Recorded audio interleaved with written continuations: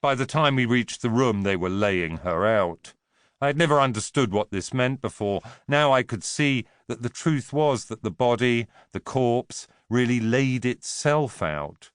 It was smoothed as if a great wind had rolled over the tired flesh, and it, Mother, was changing colour as I watched, from old ivory to a luminous yellow. The nurse, for some strange reason, had brushed Mother's hair back off her forehead. It lay around her head in a fan on the pillow, and 2 lightning streaks of grey ran up into it from either temple.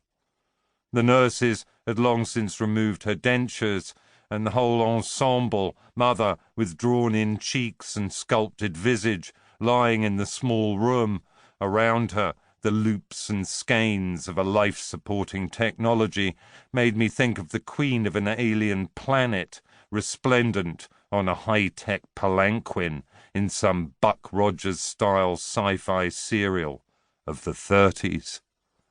There was a great whooshing sensation in the room. This persisted as a doctor of Chinese extraction, long, yellow, and divided at the root, felt around inside her cotton nightie for a non-existent heartbeat. The black, spindly hairs on his chin wavered. He pronounced her dead. The whooshing stopped. I felt her spirit fly out into the orange light of central London. It was about 3 a.m. When I began to accept the fact that Mother really was gone, I went into a period of intense depression. I felt that I had lost an adversary, someone to test myself against, my greatest fan and my severest critic, and above all, a good talker, who I was only just getting to know as a person, shorn of the emotional prejudices that conspire to straitjacket the relations between parents and children. When my depression cleared, the dreams started.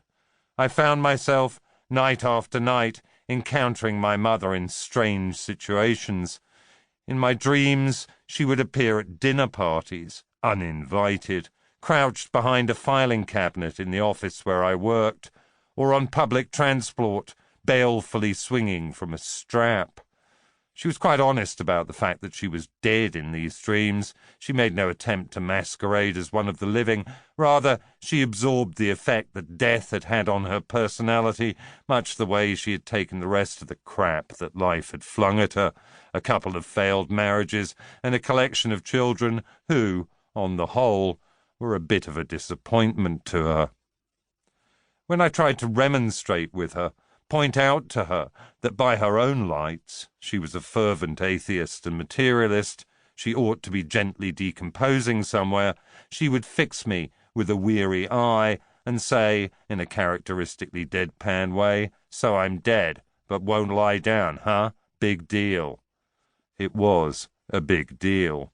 Mother had banged on about her revulsion at the idea of an afterlife for as long as I could remember. The chief form that this took was an extended rant aimed at all the trappings of death that society had designed. She despised the undertaking business especially. To Mother, it was simply a way of cheating money out of grieving people who could ill afford it.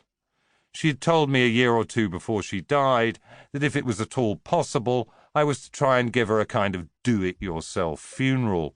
Apparently, the co-op retailed one that allowed you to get the cost of the whole thing down to around £250. You had to build your own casket, though, and I was never any good at anything remotely practical. At school, it took me 2 years to construct an acrylic string holder, and even then, it wouldn't work. So, after Mother died, we arranged things conventionally, but austerely. Her corpse was burnt at Golders Green Crematorium. My eldest brother and I went alone, knowing that she would have disapproved of a crowd. We sat there in the chapel, contemplating the bottom-of-the-range casket. One of the undertakers came waddling down the aisle. He gestured to us to stand, and then moved off to one side, conspicuously scratching his grey bottom. either inadvertently or because he considered us of no account.